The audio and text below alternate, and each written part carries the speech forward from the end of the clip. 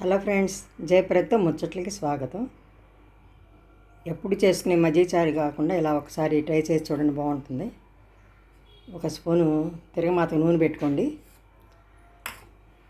నూనె కాగాక దినుసులు వేసుకోండి. ఆవాలు, జీలకర్ర, మినపప్పు, ఒక ఎండుమిర్చి.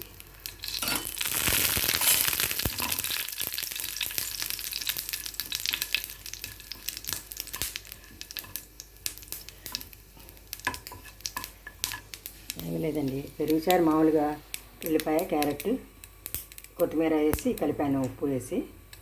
ఇప్పుడు పోపులోనండి ఇప్పుడు ఏం చేస్తామంటే ఈ యాగానే సగ్గుబియ్యం వేసుకోండి, బాగుంటాయి. పూలల్లి వేగాలన్నమాట ఇవి.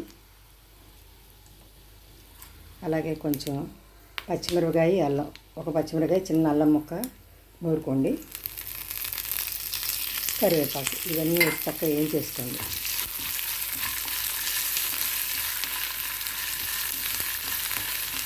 ఈ సగ్గుబియ్యం పువ్వులల్లి వేగాలండి, వేస్తే బాగుంటుంది. మజ్జిగచారు కమ్మగా ఉంటుంది అన్నమాట, పులుపు రాదు. పులుపు ఉండా కూడా తగ్గిపోతుంది సగ్గుబియ్యం వేయటాన్ని. చక్కగా వేగాలన్నమాట.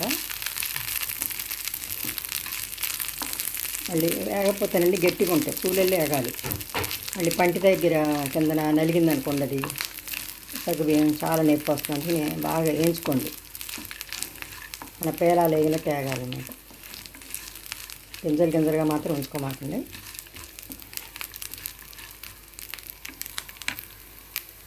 చూసారా, పూలల్లో అయిపోయినాయి. ఇప్పుడు కొంచెం పసుపు వేద్దాం.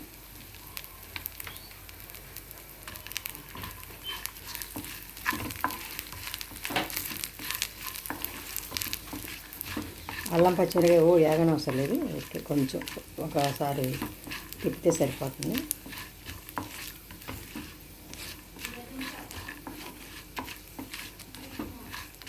చాలామంది పులుపు అంటే ఇష్టపడరు కదండి, పెరుగు. అందుకనే ఇట్లా వేసుకున్నారంటే పులుపు ఉంటుంది అన్నమాట, చాలా బాగుంటుంది. ఈ వీడియో నాకు మీకు నచ్చితే లైక్ చేయండి, షేర్ చేయండి, అలాగే సబ్స్క్రైబ్ చేయండి.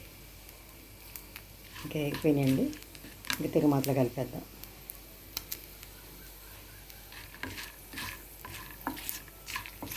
మొత్తం అన్నీ ఆగాలన్నమాట, కొన్ని ఆగు మధ్య మధ్యలో. వాటి కోసం ఇంకొక సెకండ్ తిప్పుతాను.